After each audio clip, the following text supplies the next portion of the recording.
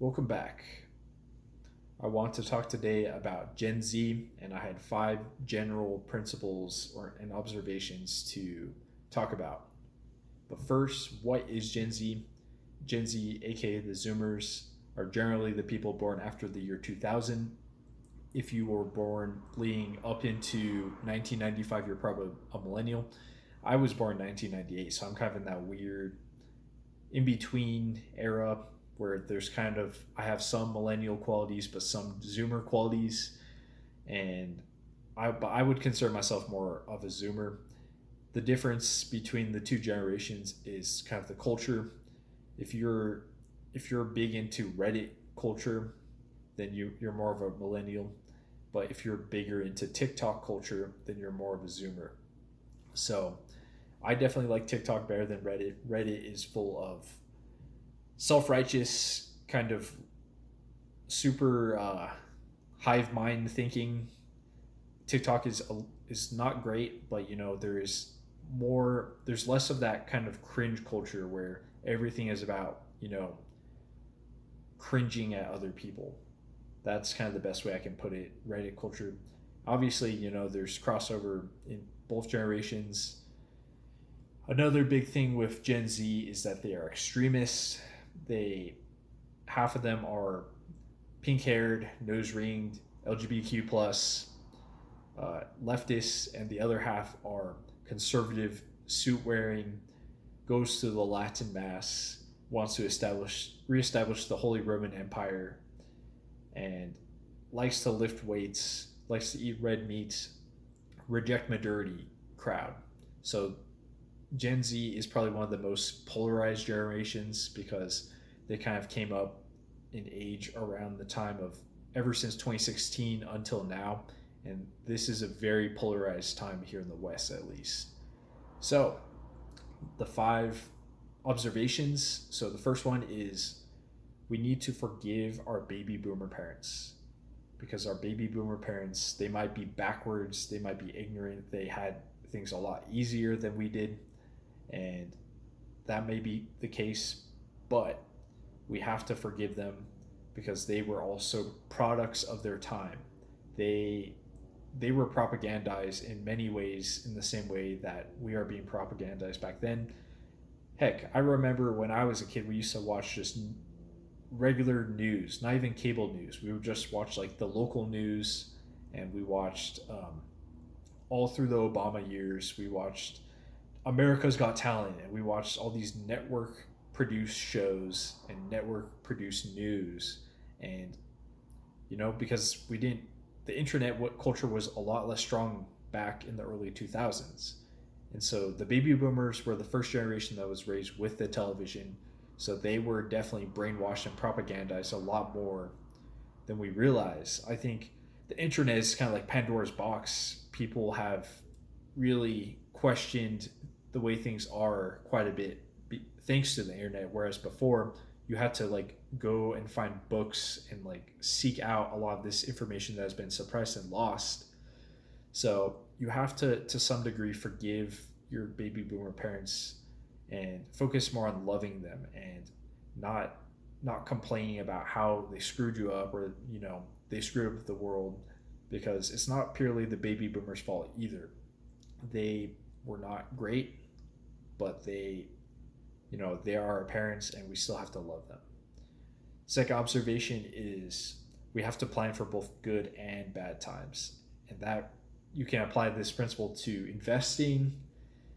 Maybe invest into some gold and silver and bullets, but also invest into crypto. Learn about crypto, learn about, e-commerce, learn about how to make a website, learn about all this internet culture, technological stuff, but then also be learning how to build a garden, learn how to hunt, learn how to barber, and learn those skill sets. I have some herbs here that I'm growing, and I'm trying to learn the e-com stuff, but I'm also trying to learn how to grow plants. So you kind of got to diversify your portfolio and your assets into kind of the future that things are going to be really bad, that the dollar is going to completely collapse, but then you also have to prepare for the situation where things are fine and things are business as usual. So kind of don't put all your eggs into one basket in terms of skill sets, in terms of planning for the future. Uh, the third principle would be a good goal would be to become a leader within your family and within your local church. We need to become the leaders, the patriarchs of the future, and we need to all the problems that you might identify with the baby boomers. We need to be better than that. We need to become the leaders in our communities. We need to become focus on becoming a leader, and within your family, learn the family traditions, learn the family history, become a champion of it, and you want to leave a better world than what we were given. And so that means that you have to find some sort of community within your family or and become a leader within it and take on some sort of responsibility. I think that is what we should be doing. That's how things are going to get better, is when people take responsibility. A fourth principle is try not to be too trendy. I know right now this Giga Chad, the Wojak memes, those are really popular. Those are really trendy. But do you really think 5 years from now things are going to be the same way? Try not to build your identity too much around trends because they're fleeting. They don't last forever. These trends, they last only a few years at most. So try to learn things that are lasting, that because there's been a few eras already of internet culture. Do you remember the air horn phase in 2016, 420 it, MLG? That was maybe 5 or 6 years ago. And do you remember Harambe? All those memes are so irrelevant today. No one cares about those. Sigma Male, Funk Wave, Giga Chad. That is just the current era. I think it's useful to be aware of that kind of stuff, but don't be too trendy. Try to create things that will be transcendent of the trendy times. If you're creating some sort of work, and don't because eventually these trends are going to become lame to future generations. I mean, already you can see with the millennials, the millennial culture is considered lame by the Gen Zers, and they've invented a term. It's called chuggy. The kind of tacky millennial culture is called chuggy. So don't embrace trends too much is my advice, and that's why I'm trying to avoid as well. And the fifth principle is that we have to help out Generation A. Generation Alpha is the iPad babies. They're the ones who are born after the iPhone was invented, in 2006, 2007. They're still children right now. Things are getting ugly out there. These kids are getting brainwashed even more than Gen Z was. With this drag queen story hour, all this pedophile stuff, they are really ramping up the propaganda towards the kids in particular. So we need to help out the generation below us and try to bring them to Christ, try to teach them conservative values and become the role models that we need to become the role models that they can look up to. That way they don't have to figure it all out from scratch. Like Gen Z and millennials who've become red pilled have had to figure all this stuff out from scratch. We need to pass on what we've learned to the next generation. We need to help win the generation below us in the culture war. So if the baby boomers neglected the millennials, we need to do the opposite, and we need to look out and embrace and help out and mentor and become leaders for Generation Alpha over the next, as they're coming into their teen years and they're coming into their early 20s.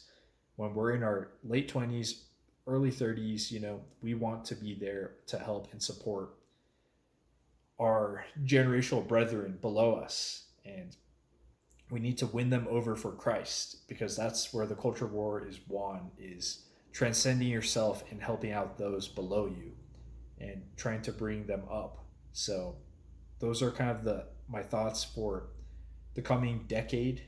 Those are the goals, becoming. Let me recap again. So 1, forgive your baby boomer parents. 2, plan for good and bad times. 3, become a family patriarch and parish leader. 4, don't be too trendy, and 5, help out Generation Alpha. So if we these are, we can't control the future. We can't control if things really go bad. Economically, it looks like we're entering into a recession now, 2022.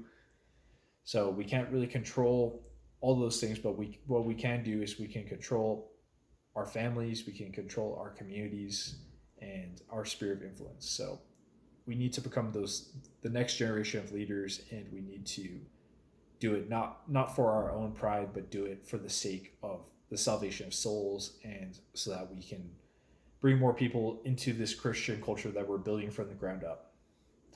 All right, if you guys are interested in building up Christian community and building up from the ruins of modernity, then hit subscribe, like this video, and that's what this channel is really going to be about from now on, is how can we build from the ground up, from the ruins? How can we start building and build the next Christendom? That's the goal. So see you guys in the next one.